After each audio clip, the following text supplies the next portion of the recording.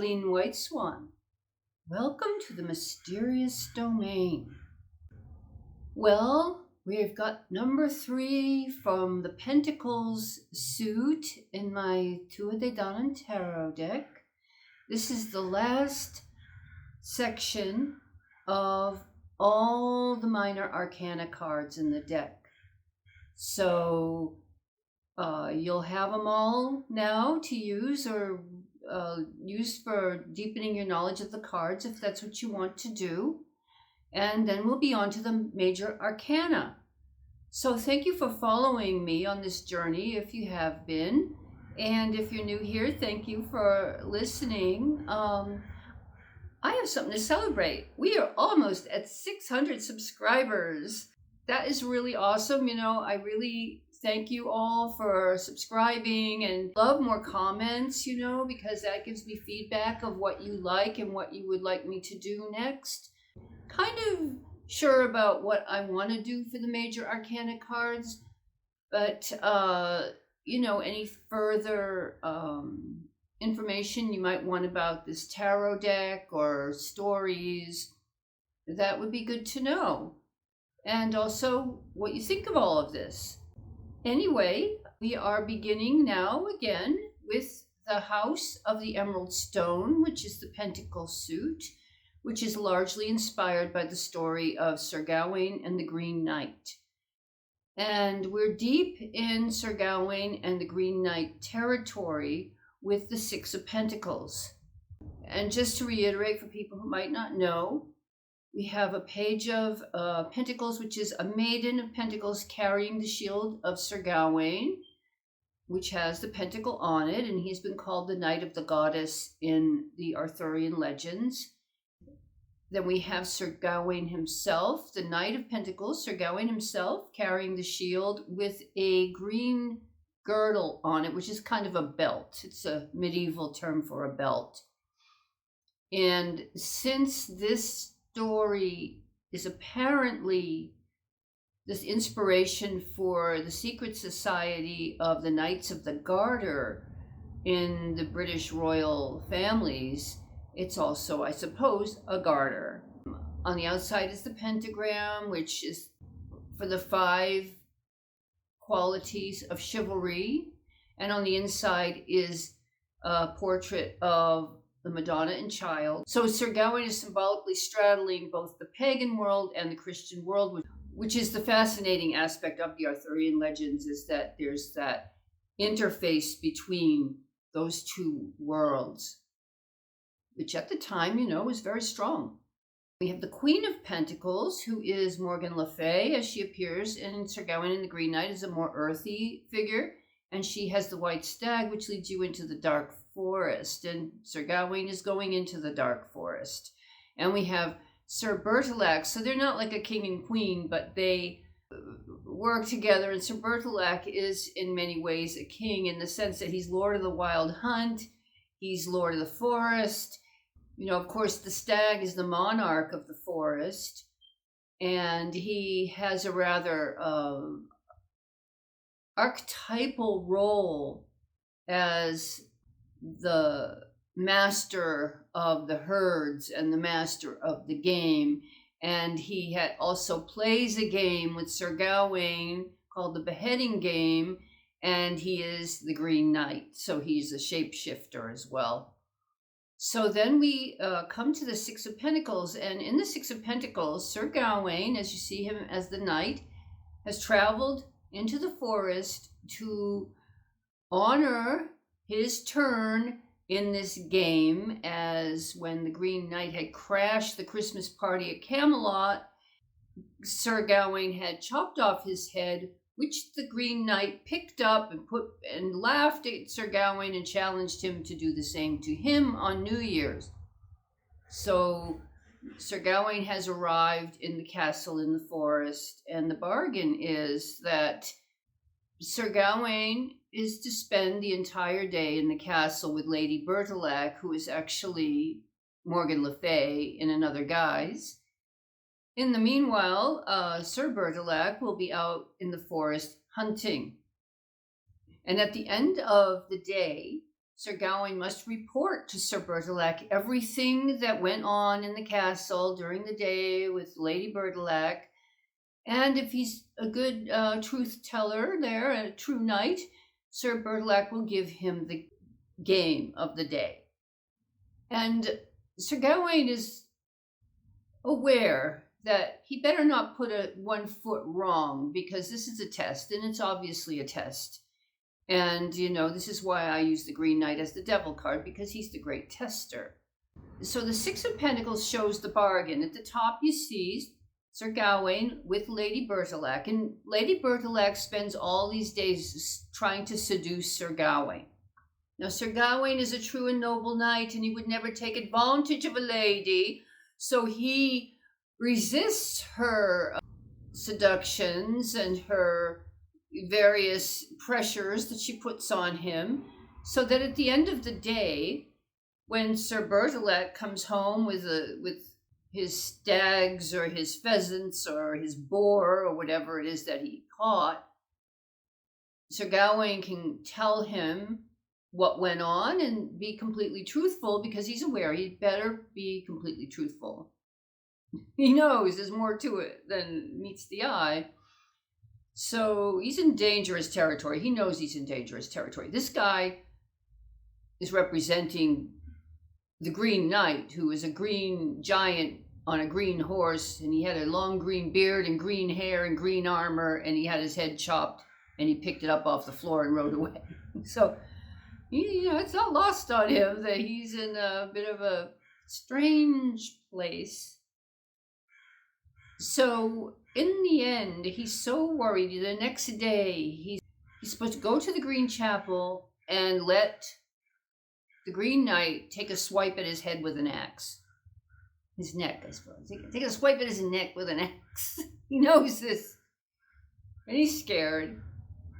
And so she says, well, let me give you this garter. It will protect you. You won't die if you have this girdle with you. And he has no choice. He has to take it. And she said, under no circumstances tell Sir Bertilac that I gave you this.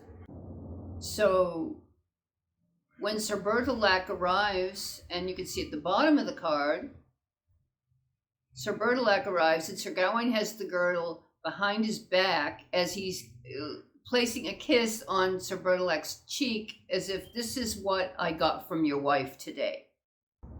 And the reason it's a Six of Pentacles, like a lot of people might feel this is too much information, and maybe it is, but if you've been doing the, Rider-Waite derived decks, this is quite a simple card. It's a card of generosity, someone giving you money or giving you assistance in some material way or charity or whatever.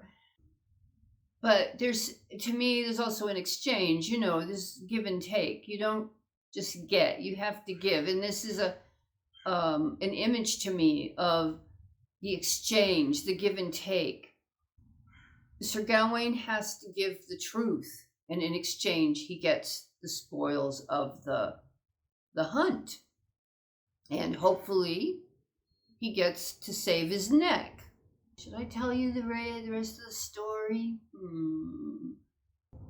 Well, I will tell you the story. So what happens? Sir Bertilac's not fooled. This whole thing is a setup.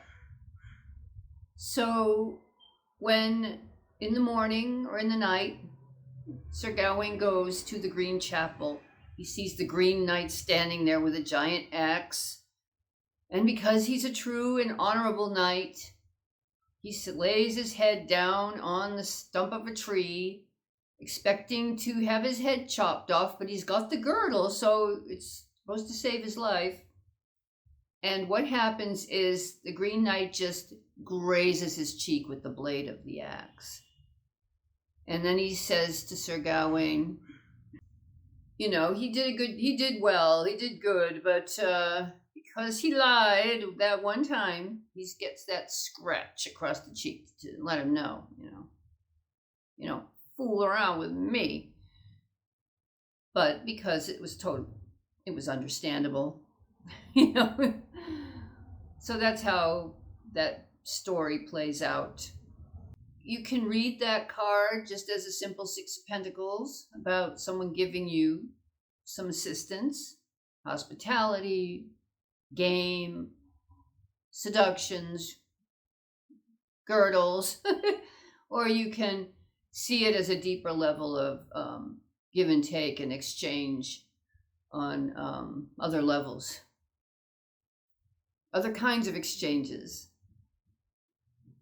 These cards also, you don't actually need to reverse them because the dark side is already in the image to a degree. So then you interpret it according to its placement in the spread and the cards around it. So in the Seven of Pentacles, we have Sir Gawain again. And when Sir Gawain went on the Grail quest, he had a quest of the broken sword. And since the Seven of Pentacles is about unstable effort or just not trying hard enough, like you could have a full harvest, but you got lazy or you got burned out or you just didn't put in that last effort.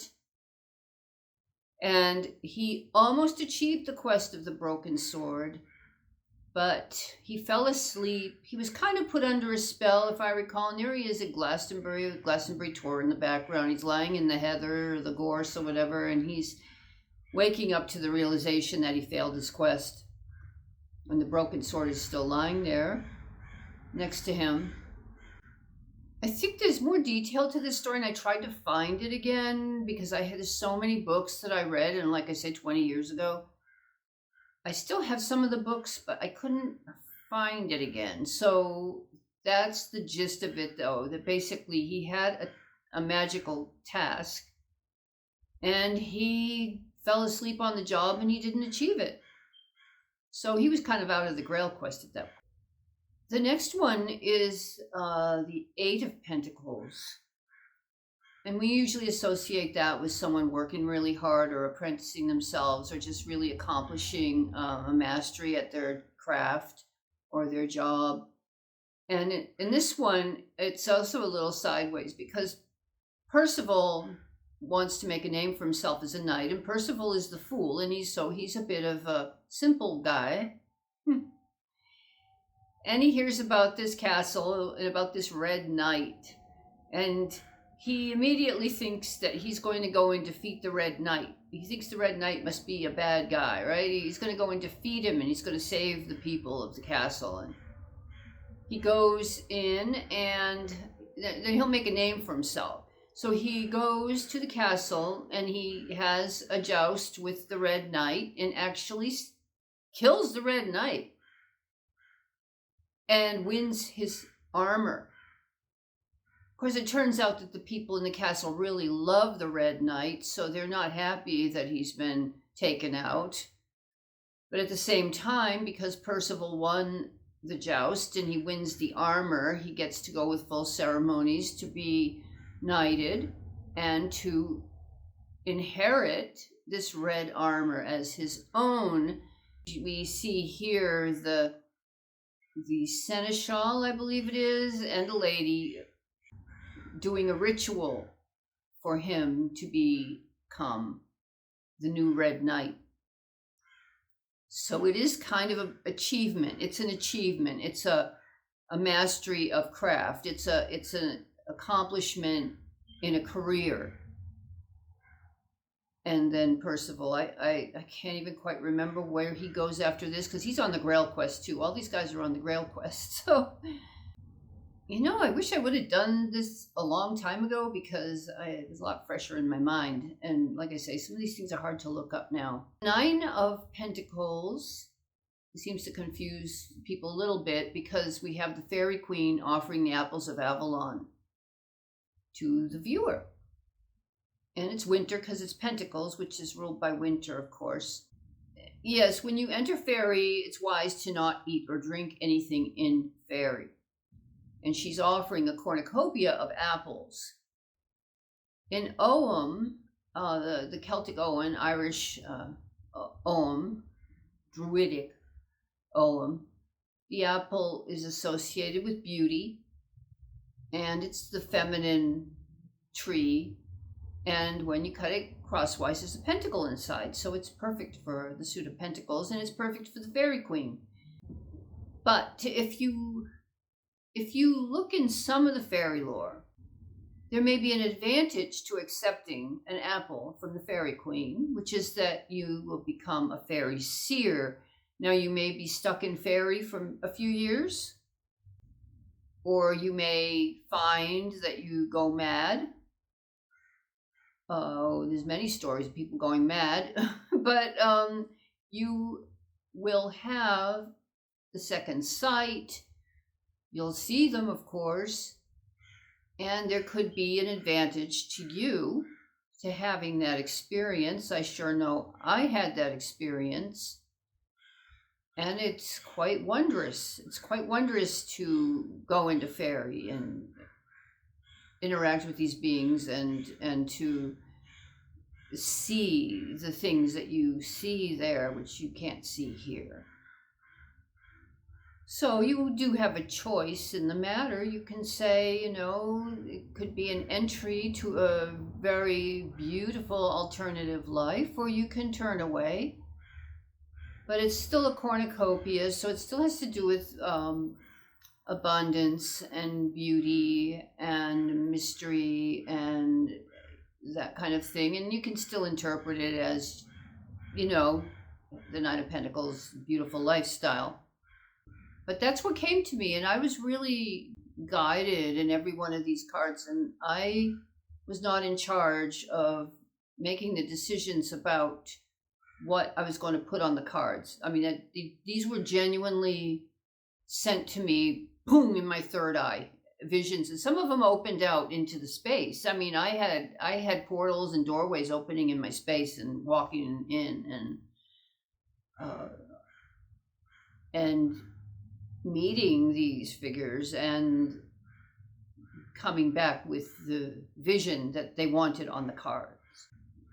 Now, last but not least, we have the Ten of Pentacles, which is Camelot, of course. So we have King Arthur and Queen Guinevere on the throne. Everything's beautiful, plenteous, bounteous. This is the peak of Camelot. This is when everything's going good. This is pre-Mordred and Morgan le Fay cooking up a coup against the king. So we have that beautiful Camelot reality. And pretty much it's the same meaning as the Ten of Pentacles is in other decks. So that is the end of the Minor Arcana. I hope you got a lot out of this. I hope this enhances your reading with the cards. There's a link in my description if you want to purchase the deck. There's a big deck. If you check out my tarot readings, there's a big deck that's a linen finished deck, and then there's a smaller standard set tarot deck size that one has a linen finish and one has gold edges. I couldn't get them both in the same cards. They couldn't do that, so I made two different ones. So you can get a standard finish with gilded edges, or you can get a linen finish with plain edges. Well, the whole thing is done. You can go back if you want to and go through any of the other videos. And I will start next month with the Major Arcana with the Fool card. And it will be probably one card at a time, so I can go into depth on those cards and maybe fill in some of the gaps with in my knowledge again with the Minor Arcana, because it's easier to focus my search on a single image than to try to do a whole bunch of them. So yeah, well, thank you. Please like, comment, and subscribe, and I hope to see you again. And take care, and thank you. Thank you for coming. Okay, bye-bye.